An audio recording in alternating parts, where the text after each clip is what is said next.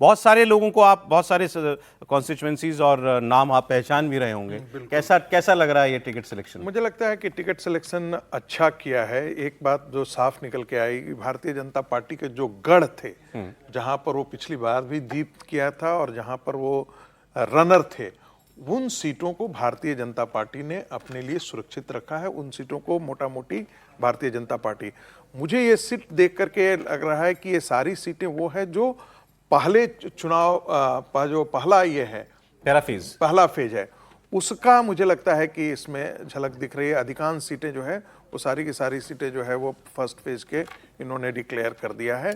जो second phase का जो सीट है कुछ अभी वो बाकी है, और मुझे लगता है कि कैंडिडेट सिलेक्शन की बात रही होगी। अरवल सीट का जैसे मुझे दिखाई दे रहा है, फिर गोह का दिखाई दे रहा है, गोह इसमें कहीं नहीं दिखाई दे रहा है। हाँ, जो विधान परिषद रूट से भी आया हुआ था, इस बार सबको कहा चुनाव लड़ गया। अब दोनों डिप्टी सीएम चुनाव लड़ रहे हैं और बड़ा टिकट काटा। नंदकिशोर यादव जो विधानसभा के स्पीकर है, बड़े नेता है भारतीय जनता पार्टी के, पटना शहर से उनका टिकट काट दिया गया है। नंदकिशोर, खबर भी आ रही है कि जी हाँ, पटना साहिब सीट से नंदकिशोर यादव का टिकट कटा है। कुछ ऐसे लोगों के भी टिकट काट दिए गए जो 75 साल की उम्र के पास पहुंच गए थे, जो भारतीय जनता पार्टी का कि 75 के बाद, तो 73-74 एज के कई बड़े सीनियर लीडर, उनके भी टिकट काट दिए गए। कई युवाओं को भी चेहरा दिया गया। और बेसिकली वो सारी सीट से वो है कि जहां पर लगभग तय था कि भारतीय जनता पार्टी के कैंडिडेट ऐसे चुनाव लड़ेंगे, और भारतीय जनता पार्टी ने विनिंग जो जिनकी पॉसिबिलिटीज थी और जो एक उम्र पार गए थे, उनके भी कई लोगों के टिकट काटे हैं। तो इस बार फिलहाल ये सूची अभी ठीक नजर आ रही है। अब देखते हैं बाकी सूची में भारतीय जनता पार्टी के कितने उम्मीदवार आते हैं और कितने को टिकट करते हैं। बहुत से टिकट, ज़्यादा टिकट भारतीय जनता पार्टी ने रिपीट किए फिलहाल, कि बहुत ज़्यादा टिकट काटे नहीं है इस पहली सूची के अंदर। दूसरी सूची में भी देखते हैं कितने टिकटों को काटा जाता है। 74 सीट जीती थी पिछली बार भारतीय जनता पार्टी, 71 सीट को डिक्लेयर कर दिया। अभी 80 विधायक है, अब 80 हो गए वो आप करके। 74 जीती। तो ये लेकिन इसका मतलब है कि कुछ सीटें पर अभी पेच फंसा हुआ है जिनको लेकर कर रहे हैं, क्योंकि जितनी सीटें की गई है वो उनके अपनी तरफ की सीटें थी। नॉर्मली ऐसा ही करते, जैसे लालू जी ने भी कल जो बांटे हैं, तो जो सीटें उनके पास होती हैं भाई, इनमें तो कोई कन्फ्यूजन नहीं है, उन सीटों पर उन्होंने कर दिया बंटवारा। मतलब सीटों के टिकट तो ठीक ही हुए हैं, किस तरह से भारतीय जनता पार्टी उसको करती है। धर्मेंद्र प्रधान जी को देखकर मुझे याद है, गिरिराज जी ने अभी उनको फिर से याद किया, 2010 में जब भारतीय जनता पार्टी ने 89% स्ट्राइक रेट थी, तो धर्मेंद्र प्रधान उस समय प्रभारी थे। जी हाँ, दोनों बड़े अच्छे दोस्त भी हैं। ठीक है, तो ये पहली लिस्ट बीजेपी की जो है वो जारी हो गई है। 71 कैंडिडेट्स जो हैं बीजेपी ने अपने डिक्लेयर कर दिए हैं। मान लें 100-101 जो लड़ रही है वो, तो उसमें मतलब 30 टिकट बाकी हैं। जी त्रिपाठी जी। नहीं, देखिए, आमतौर पर चूंकि 2 चरण का चुनाव है, तो जो दूसरे चरण की सीटें होंगी उसको तो वैसे भी भारतीय जनता पार्टी ये काम तो करती है। और एक तो ये कि 30% बचे हैं, मतलब वो सीट जहां थोड़ा सा भी एक कहें कि गुंजाइश बनानी होगी।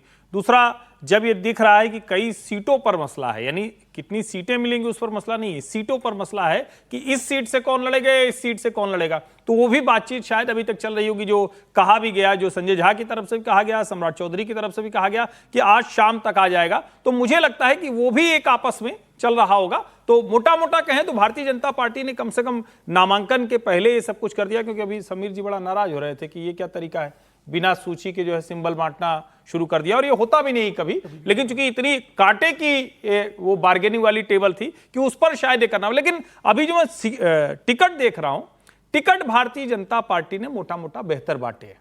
अभी कुछ और उसको देखना पड़ेगा कि क्या है, चूंकि 71 सीटों पर, लेकिन जितने नाम समझ में आ रहे हैं, तो उन्होंने चाहे सामाजिक समीकरण की बात हो, चाहे जिताऊ प्रत्याशी की बात हो, क्षेत्रवाल जो कहते हैं टिकट वितरण है, वो बहुत ठीक ठाक दिख रहा है। मंगल पांडे सीवान से, विजय सिन्हा जो है वो भी चुनाव लड़ेंगे इस बार। Chief minister, deputy chief minister, वो सब लोग हैं, तो उनका क्या अभी मतलब 60-70 टिकट और बांटने हैं बीजेपी को। देखिए, उत्तर भारत के सर एक रिएक्शन आ रहा है जरा इस पर, नितिन नवीन का, सुनते हैं।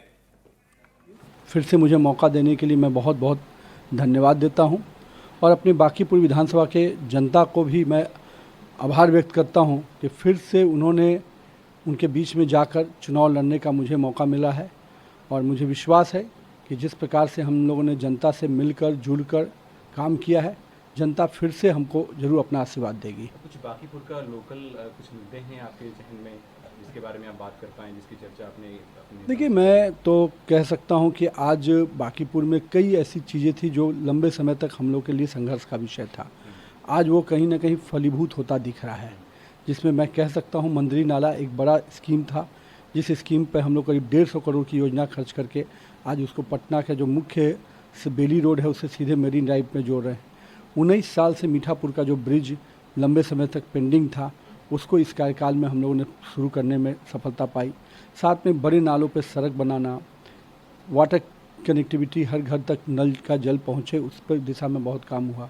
सामुदायिक भवन जो इस क्षेत्र का बड़ा डिमांड होता था, करीब 20 सामुदायिक भवन हम लोगों ने इसमें सफलता पाई। और सबसे बड़ी बात, राजेंद्र बाबू जी का जो हमारा समाधि स्थल था वहाँ पर आज बिहार गौरव पार्क बनने जा रहा है। तो ये ऐसी कई चीज़ें हैं और बाकी रोड इंफ्रास्ट्रक्चर, सड़क का निर्माण, मुख्य कनेक्टिविटी ऑफ द रोड्स, ये सब कई ऐसे आयाम हैं जिसको बिहार में हम कह सकते हैं कि बांकीपुर के विकास में नया विषय जरूर 20 से 25 के बीच में नए आयाम जुड़े। आप लगातार वहाँ से विधायक रहे हैं, 2-3 बार, ये शायद इसे चौथा टर्म होगा आपका। एक बार फिर से पार्टी ने आपको वहाँ से उम्मीदवार बनाया है। पार्टी नेतृत्व को आप क्या कहेंगे? क्या मैं तो ये कहूँगा पार्टी नेतृत्व का अगर हम पर आज भी विश्वास और आस्था है तो ये मेरे लिए बहुत बड़ी कमाई है और मैं इसके लिए केंद्रीय नेतृत्व को और प्रदेश नेतृत्व को बहुत बहुत आभार व्यक्त करता हूँ। कल खबर ये चल रही थी तो ये मंत्री हैं नितिन नवीन और बांकीपुर से इनको फिर से टिकट मिला है, इसके लिए पार्टी का वो धन्यवाद कर रहे थे।